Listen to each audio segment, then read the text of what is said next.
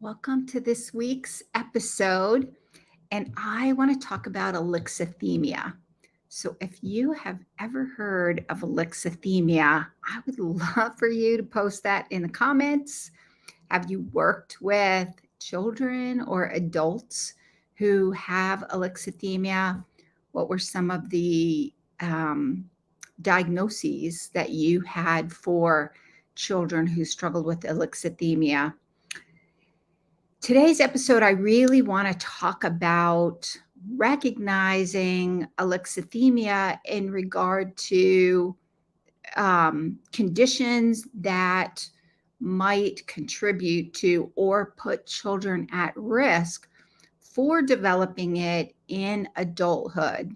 And so I'm going to talk about a recent study that I came across and what it has to say about alexithymia and trauma and adults and children. So if you're joining me live today, I would love to know who's here. Post your name in the comments, post where you're from, what population you work with, and let's get started. So I'm Kathy Spooner. I go live every week on my social media platforms, LinkedIn, in my Facebook group that's called Play and Expressive Arts Therapy Playground, and my YouTube channel. And I also simultaneously stream into Instagram and talk about all things play therapy and expressive arts.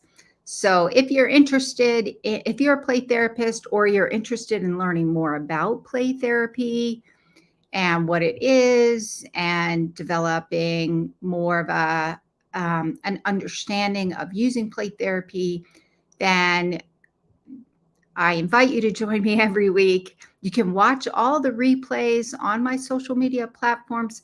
It's probably easiest to find them on my YouTube channel, which is Renewing Hearts Training, Kathy Spooner, or in my Facebook group, Play and Expressive Arts Therapy Playground.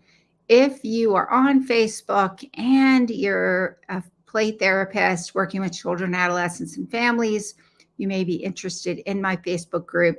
If so, hop over there and join the group. You do have to answer all the questions, though, in order to get access in the group.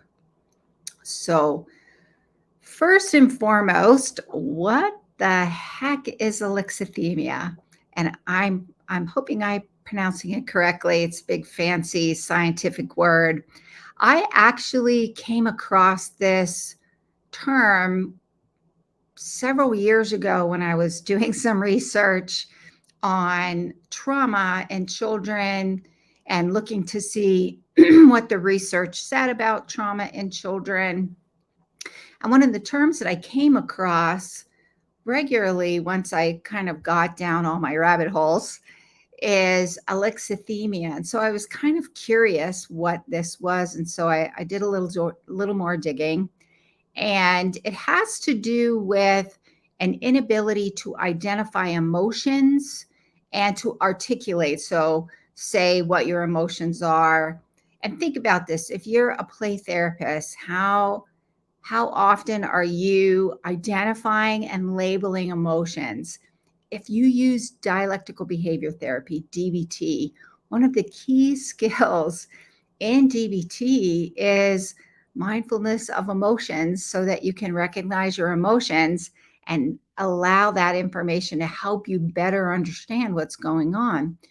And so, how many of you have had clients, young clients, adult clients, sitting across the room from you, or you're in a play therapy session and you're going through emotions and you're labeling emotions, and your client just kind of looks at you like, I got nothing.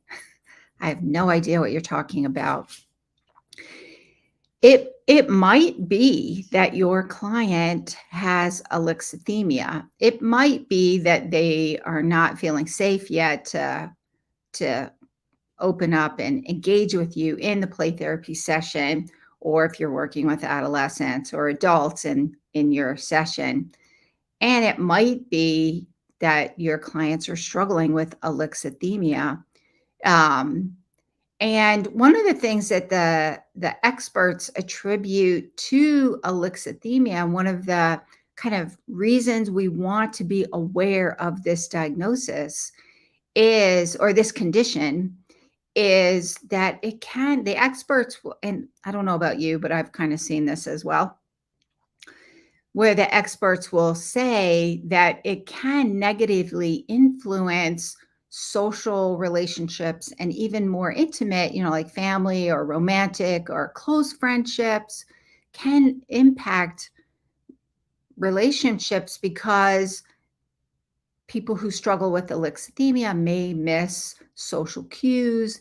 They may not know how to identify their emotions or the emotions of others or understand what's going on around emotions in the interactions.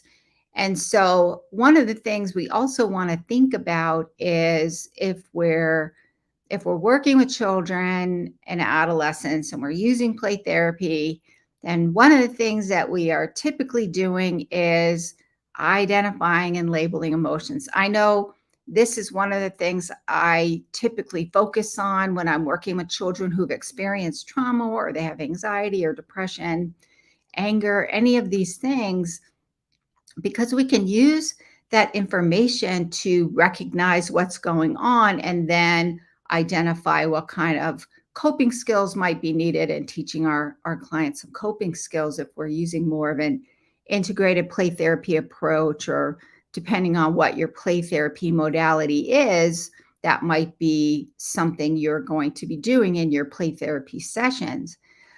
And if your clients have trouble with emotion regulation, this is most definitely one of the things that we focus on in play therapy is recognizing emotions and labeling them to help understand what's going on. And so what happens if you're sitting across the room and you have a client and they just can't?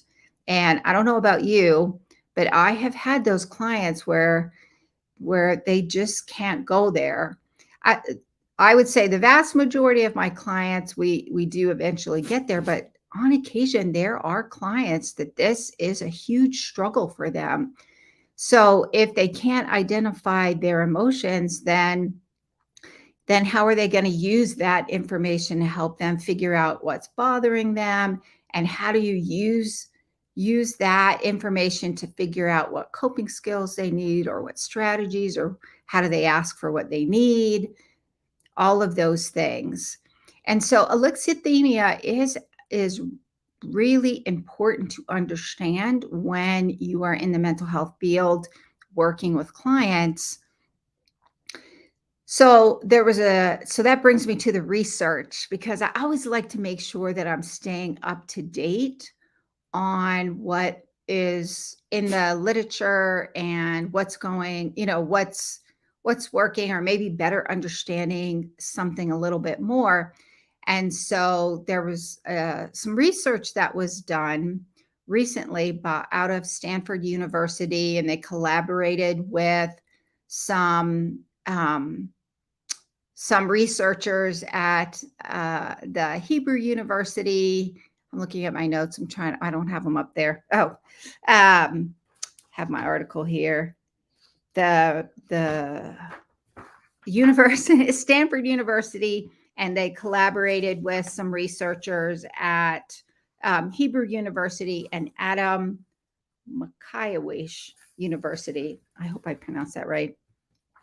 And in this study, this research study, what they did is they looked at 78 published sources about alexithymia, and in the total number of participants in these studies was 36,141 participants.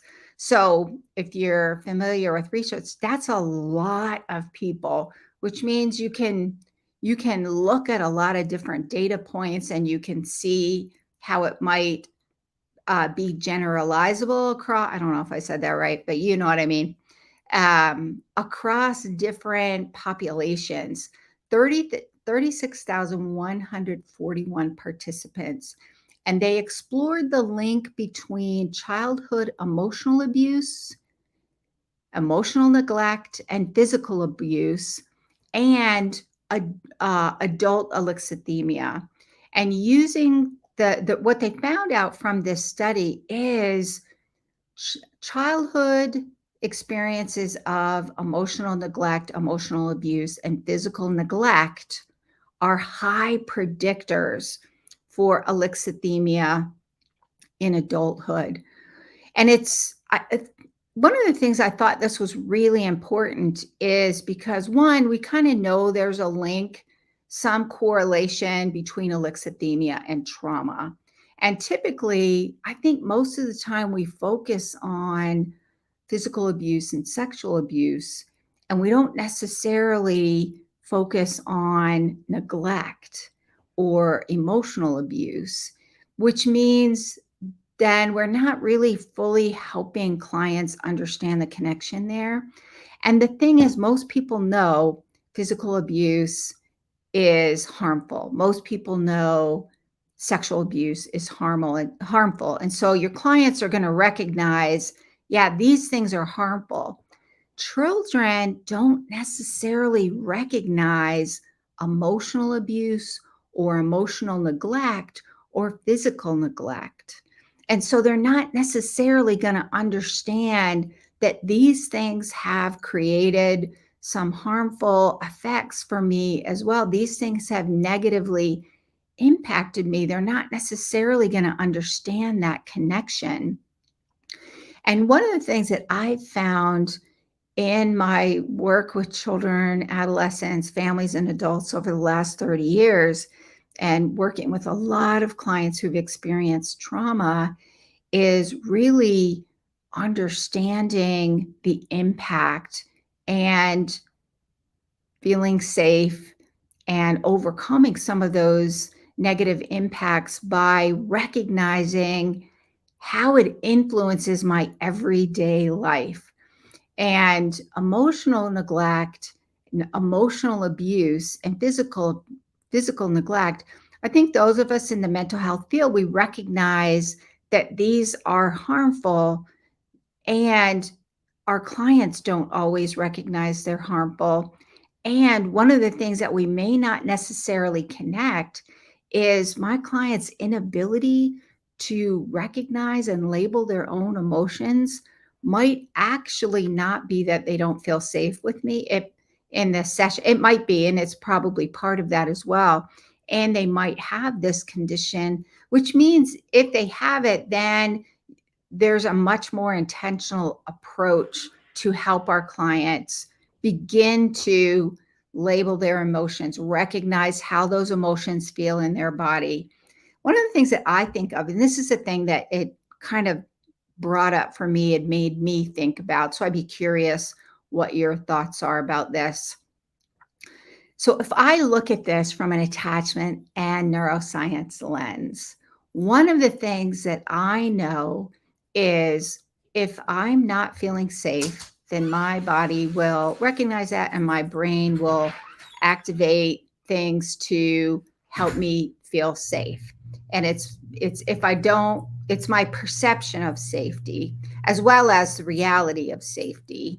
And so I'm either going to go in fight, flight, or freeze mode, so to speak. I'm going to activate my, as Stephen Porges calls them, my neuroception circuit. Well, my neuroception circuits are always engaged to assess threat. And if I'm assessing threat, then I'm going to go into that safety mode, which means I don't necessarily need to focus on other aspects that I can focus on if I feel safe.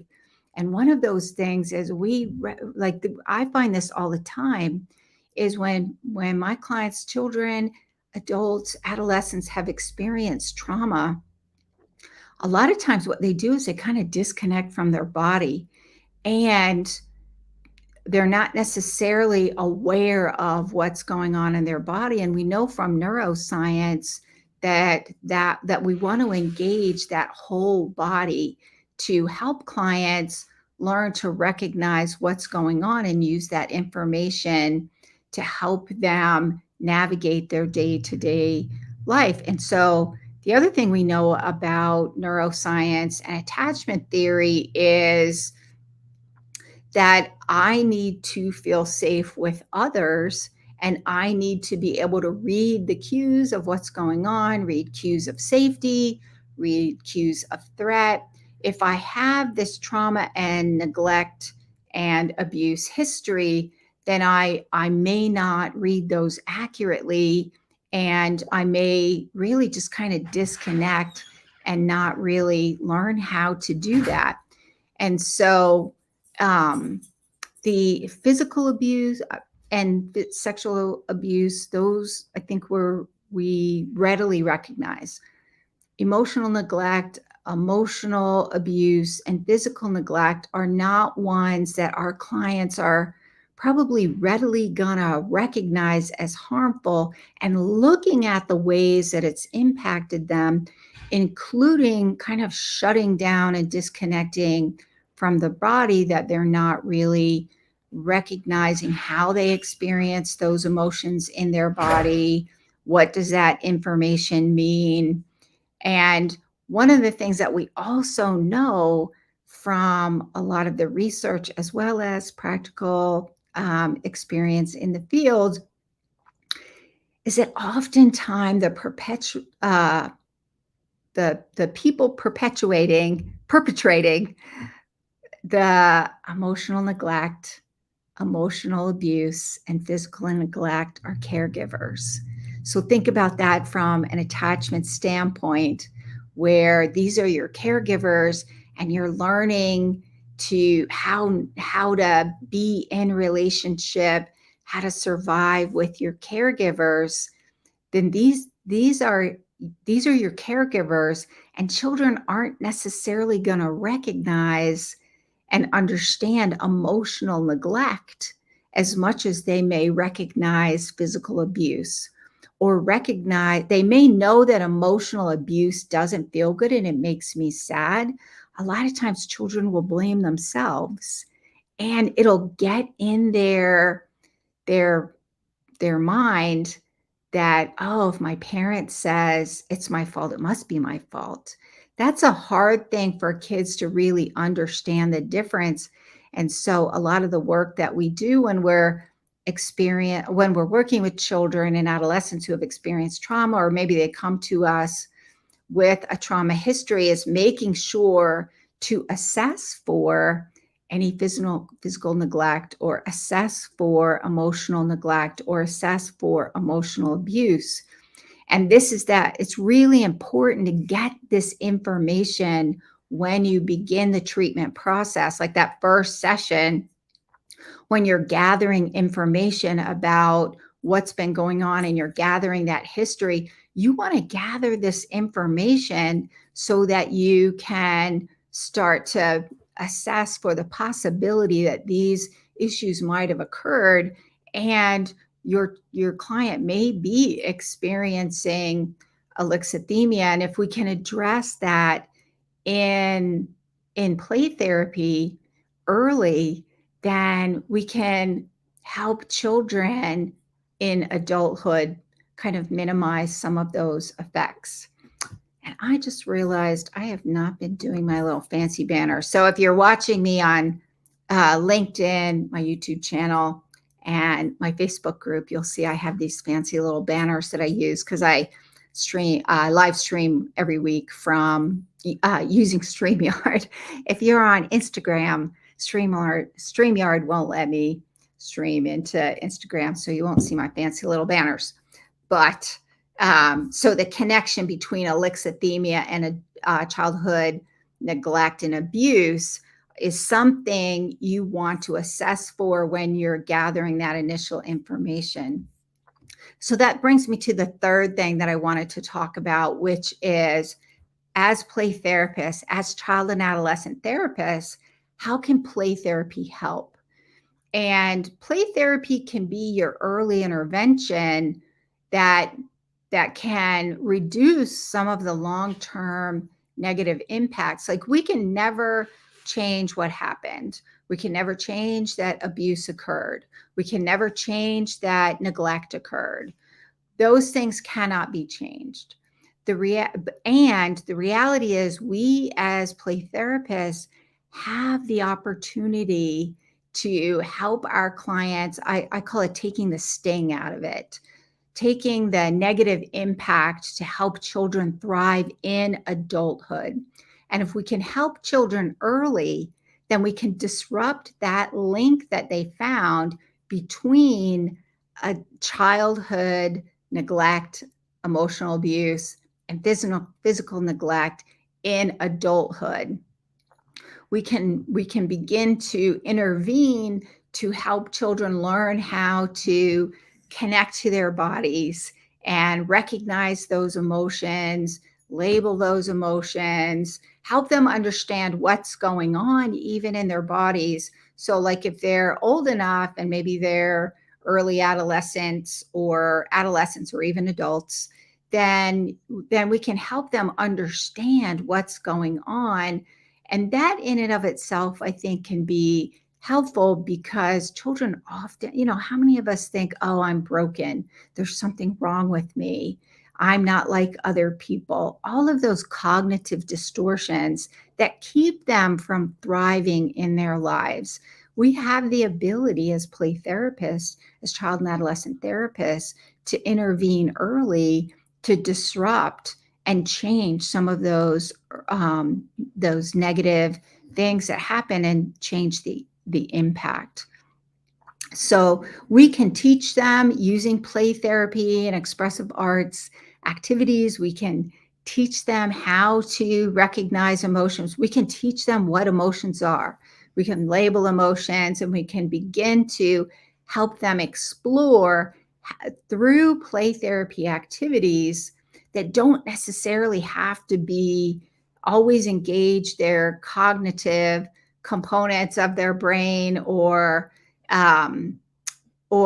the ability to label and tell you what they are. We can use play therapy and expressive arts activities as another way for communication, that they can communicate and understand and begin to connect more effectively with what's going on internally for them.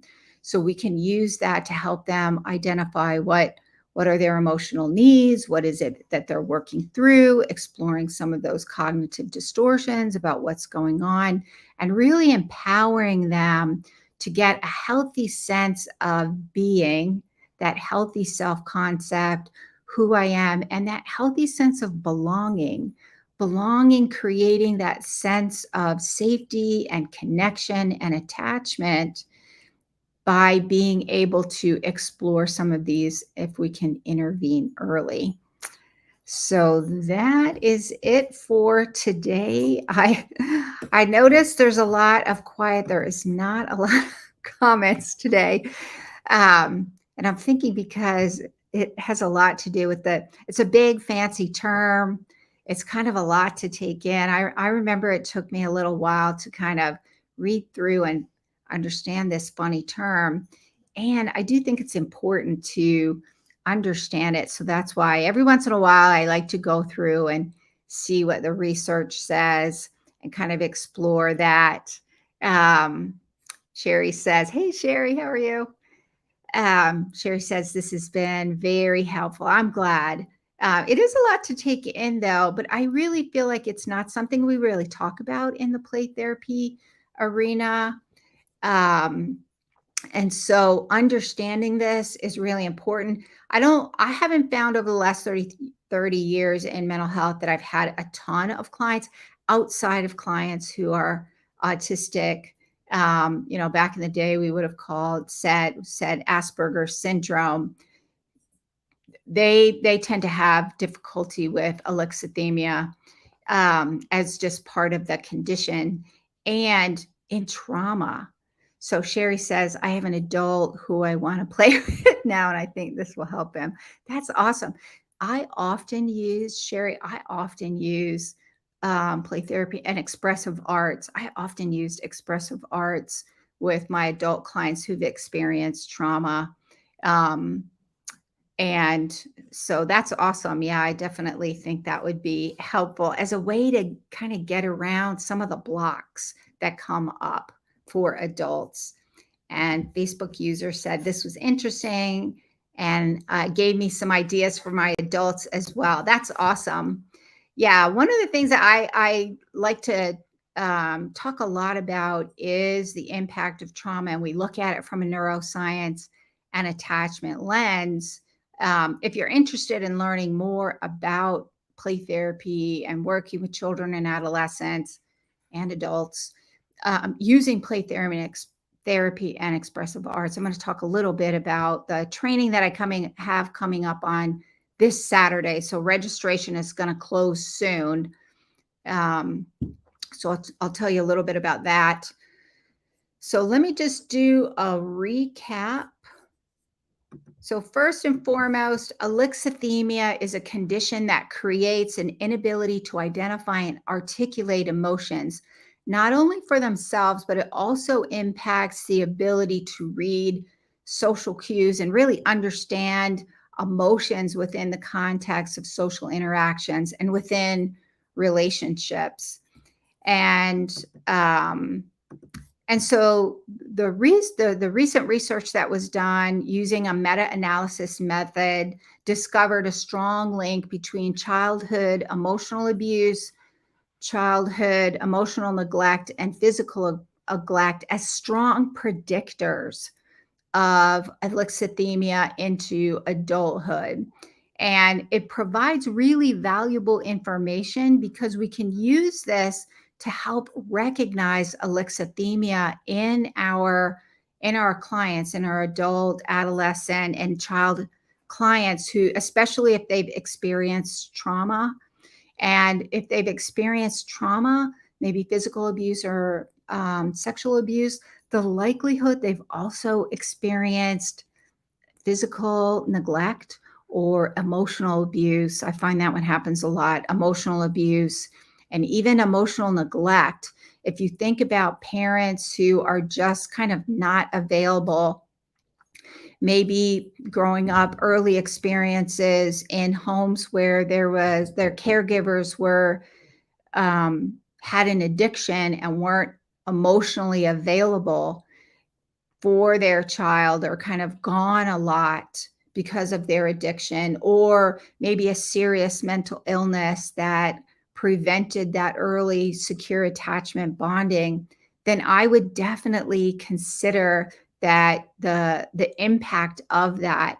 And so the research really gives us good information to help us know what to look for when we're doing that early assessment at that very first session, making sure to ask questions about some of these experiences. And then the third thing is, how can play therapy be helpful? Well, in play therapy, we can use the opportunity for early intervention for children, even adolescents, to help them connect with emotions and label and identify and recognize those emotions. Because you've asked those questions at your first appointment, you will have asked parents. Depending on the age of the child, you will have asked the child some questions to explore those things. And really understanding and knowing what you're looking for can also help not misdiagnose, especially in adults. They might have alexithymia. It might not just be that they're refusing, um, or you have an adolescent who just, no matter how many times you've asked in the most compassionate and creative way, they might just be struggling. It might to identify what those emotions are. It might not be that they're refusing. It might not be that they're denying anything or being defiant. It might just be that they don't know. And so having that information and knowing these things as a play therapist, as a child and adolescent therapist, will give you more tools, so to speak, to better understand how to help your client. And we can use play therapy activities and expressive arts activities to provide other ways of exploring and processing emotions that don't require them to verbally connect with those cognitive areas of their brain and tell you what they are. They can show you through expression. They can show you through activities that can explore different emotions in the playroom. And it opens up a lot more opportunities and avenues for that healing to occur. So that is it for today. And if you're interested, I have a training coming up. It's called Play Therapy for Traumatized Children and Teens. I like using a neuroscience and attachment lens when I'm working with trauma because I find that having that information, like having that information about what the research says and what we know in the field of trauma, and if it's childhood trauma, that developmental trauma, then we also know we're looking at attachment. But if it's trauma, we also know that we're looking at attachment and how does that get handled for the child to help with that healing process. So that's why I like using that neuroscience and attachment lens in the beginning, helps with that case conceptualization to understand exactly what it is that's going on for each of your clients to better understand how that traumatic experience has impacted them. And then using that information to help guide you through each stage of the play therapy treatment process so you know what kind of interventions to use for each stage of the change process in play therapy. So we do a lot of group interaction, we do a lot of activities, so that you walk away from the training having some things that you can use right away with your clients. So if you're interested in that, you want to pop over to my website at rhplaytherapytraining.com/courses. So go on the courses page and you will see play therapy with traumatized children and teens. If you're also interested in maybe you also need supervision, consultation, I do have an online play therapy consultation program that includes twice a month group consultation meetings. So you get not only my 30 years of experience in working with children and adolescents in the mental health field, you also get the collective brilliance of the other group members to better understand what's going on with your clients.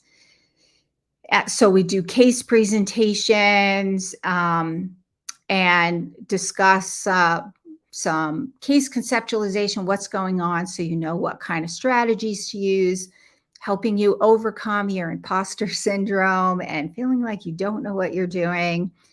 The group is amazing. Facebook user says, must be Steph. Thank you, Steph. Play Therapy Academy is great. I can't recommend it enough. Yes, thank you, Steph.